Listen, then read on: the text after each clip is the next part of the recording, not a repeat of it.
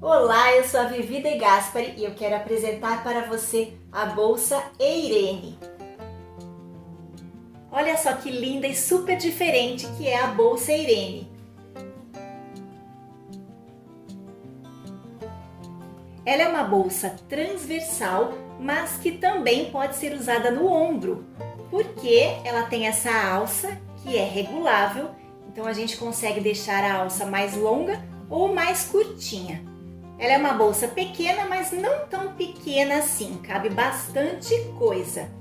E o diferencial dela é esse zíper na diagonal que começa na frente e termina aqui atrás.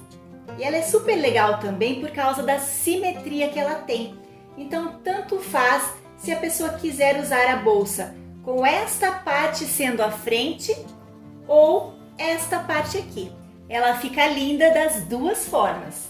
Então, nesta aula você vai aprender essa técnica diferente do zíper na diagonal, com esse acabamento aqui, bem diferente, bem bonito, sem chegar aqui na lateral da bolsa, não pega na costura. E olha só que efeito lindo que dá na peça. E além disso, esse zíper proporciona uma abertura bem mais ampla para a bolsa. Nessa aula você vai aprender todas as técnicas que envolvem a confecção da bolsa, desde a estruturação, o matelassé, o bolso embutido clássico. E este bolso você pode aplicar, se você quiser, tanto atrás como na frente. Pode ter dois bolsos na parte de fora, vai ficar lindo também.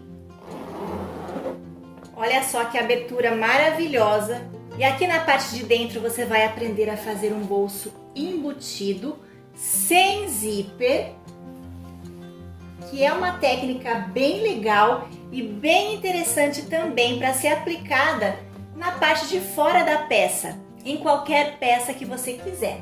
Inclusive, nesta aula do bolso tem dicas de como valorizar a sua peça utilizando contraste entre estampas.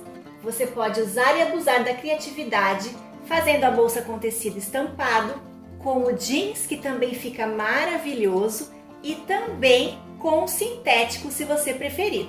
Ela não é uma peça que agrega muitas camadas, então você consegue fazer também em máquina doméstica.